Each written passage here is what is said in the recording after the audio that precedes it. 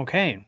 And now to talk a little bit more about nutrient management planning and how its relationship with soil health manifests itself. We have Chris Bandera here, Conservation Cropping Systems Outreach Specialist with the UW-Madison Division of Extension, and Jamie Patton, the State Agronomist for the Wisconsin USDA NRCS, here to talk a little bit about this topic. So the first thing I wanted to kind of throw at you guys was soil fertility and soil health. They're not exactly synonymous.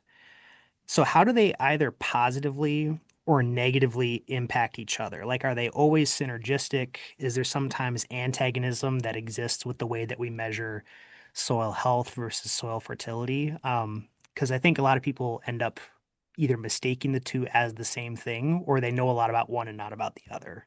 Yeah, it's a really good question, Landon. Thanks for that. So oftentimes when we talk about our soil health journey, a lot of what we mean by that is soil function. And a component of soil health and functioning soils is soil fertility, which primarily relates to the chemical aspect of soils that we think about, right? So things like pH and soil test P and K, nitrogen cycling, and the like. Um, so certainly soil fertility is a component of soil health. They are definitely not the same thing, right? Because soil health, we're looking at more than just those chemical aspects. We're looking at biological activity, the abundance of different biological communities in that soil. And we're also looking at physical attributes and characteristics of the soils too.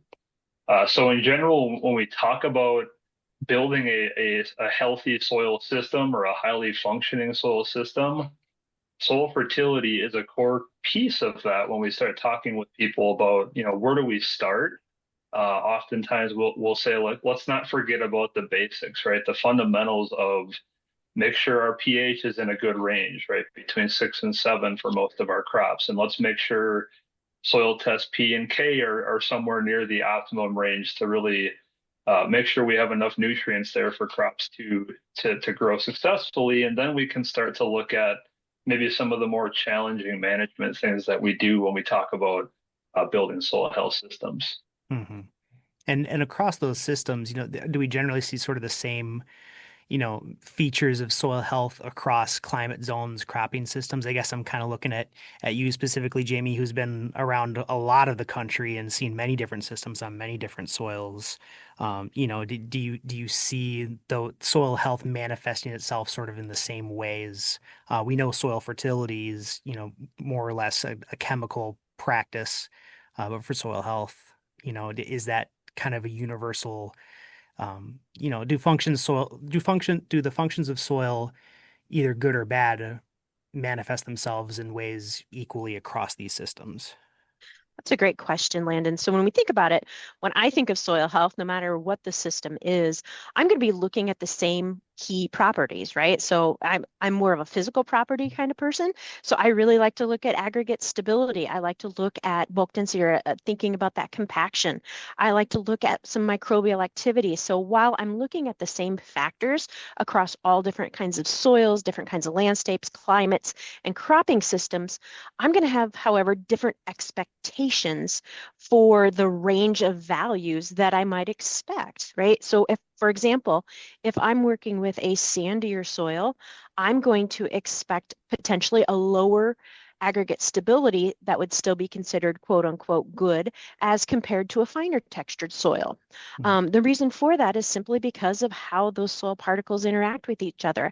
It's easier to form an aggregate when I have more clay in the system versus when I have more sand in the system. So even though I'm looking at the same property, I'm going to have different expectations. The same thing when I'm looking at organic matter, right? We know organic matter is contents are influenced by soil texture, they're influenced by climate, they're influenced by a cropping system. And what I consider good or needs improvement in those systems is going to be based upon that context. So while the soil properties are the same, my expectations for those soil properties differ. Does that make sense? Yeah, I think my favorite word when it comes to soils recently in the past couple of years has been context, like amongst anything else. So how do we test our progress on our soil fertility or our soil health journeys? Like, how do we track, from one year to the next, where we're at between these two metrics? And I guess I want to lean toward around on the soil health part of this because we know about soil fertility and soil testing. Yeah, so really good question, and there's a number of ways you can evaluate soil health or soil function, right, from year to year. And at the most basic level, instruments that are your eyeballs can be extremely helpful. So we can see how that field is handling equipment. We can see how it's handling moisture, excessive rainfall. We can see how that crop is handling different stressors and things like that. So our eyes, our feet, our tires going across the field, a shovel, right? Some very basic tools we can use to evaluate what's happening in that field from year to year as we implement changes in our management over time and look at how those things change. There's also a number of laboratory tests, so similar to what we're more familiar with or what we talk about a lot more in the context of nutrient management, or so soil test P and K and pH. We have different tests that look at some different chemical indicators of soil health and function, as well as biological and physical. Here at UW, what we're currently working on is a project kind of going back to that word you just used, Lynn, in that context. So there's a number of different soil health tests or indicators out there available for farmers and agronomists to use to help evaluate and to help make decisions and so on and so forth. One of the hard things here at the university or in the state of Wisconsin is we don't necessarily have a lot of research to understand what is a good or optimal or target soil health test value. And so, also, again, back to context, simply just understanding, if I go and do a, potentially mineralizable carbon test, that's one that we talk about quite a bit for evaluating soil health. If we get a result of 50 parts per million on that test, what does that mean? What does that mean to the neighbor across the road from my farm? What does that mean to someone on a similar soil type across the state from me? And so on. So we're working on pooling data. It's a pretty good data set from across the state, across different soils and temperature, precipitation regimes, and certainly different management practices out there to try to get some understanding of what you might call normal, right? What do we normally observe when it comes to some of these different indicators? And so the important aspect that we want to make sure we focus on, regardless of which tests or indicators we use, is number one, to understand the importance of collecting a good baseline. So getting representation across that field or farm, taking baseline soil health samples, understanding kind of the nuance of some of these different tests. Are they highly variable just given the nature of the test? But then, so getting that baseline, implementing some management change, and then tracking that throughout time. And it's important, when we talk about sampling time, so time of year is a big impact on many of the soil health tests that are out there. So if we're sampling in June in our baseline year, we might consider sampling in June in future years when we're trying to evaluate how things may or may not be changing. Hmm. Yeah, you don't want to have a test, provided to a farmer and then have them say, okay, yeah, what do I do with this? Having answers and, actionable items is definitely a key thing. Yeah. For the last couple minutes, I want to throw this one at you, Jamie. I think you'll have some interesting thoughts on this one. Can you have one without the other? And by that I mean, can you have good like soil function, soil health, and poor soil fertility, or can you have good soil fertility and poor soil health? If so, what are we missing out by not having both? That is an awesome question, Landon. So when we think about it, I would argue that yes, we can have good fertility and poor soil health, and we can have good soil health and poor soil fertility. Because when we think about those definitions, right? So when we think about a natural system, for example, as I'm sitting here talking today, I'm looking out at this beautiful forest, right? That beautiful forest has great soil health. If I actually did a soil fertility measurement out there, it's actually going to come back fairly low. Although, but that system is very much functional and is very much healthy. So when we think about these, they're not one and the same. They do play into each other, and it has to come back to our expectations, right? So where could I have high soil fertility and low soil health?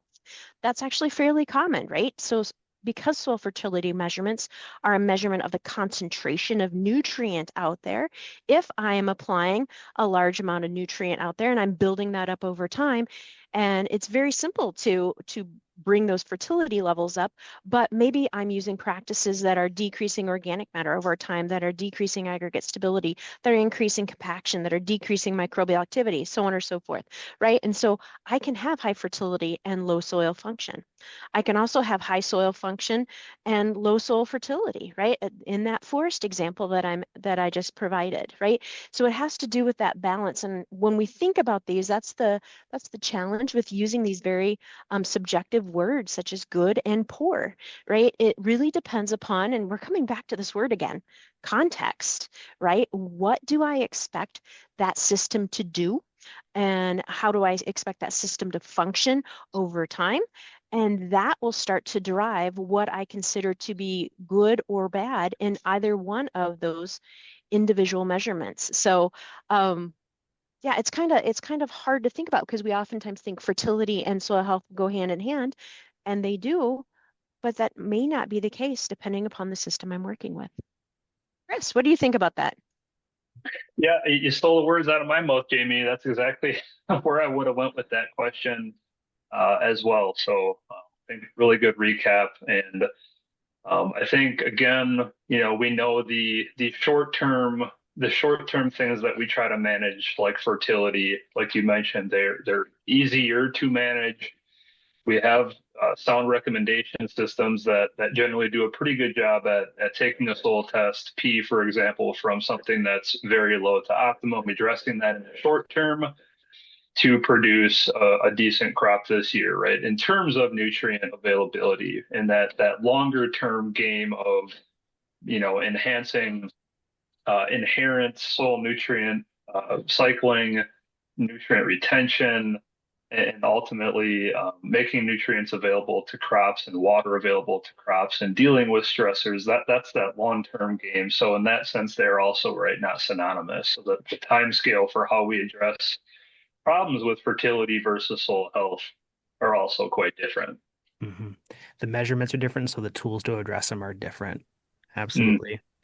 Well, wonderful. Thank you so much, Jamie and Chris, for providing that insight for soil health and nutrient management today. We'll talk with you again soon, likely at another Field Notes podcast. Thanks.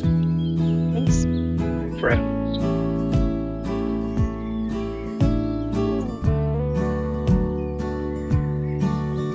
Thanks for listening. This has been Field Notes from UW-Madison Extension. My name is Will Fullwider, Regional Crops Educator for Dane and Dodge Counties. A big thank you to Joe Ryan for creating our theme music and to Avi Wilkie-Maki for our logo. If you have any questions about anything you've heard today or about your farming practices in general, reach out to the Extension Agriculture Educators serving your region.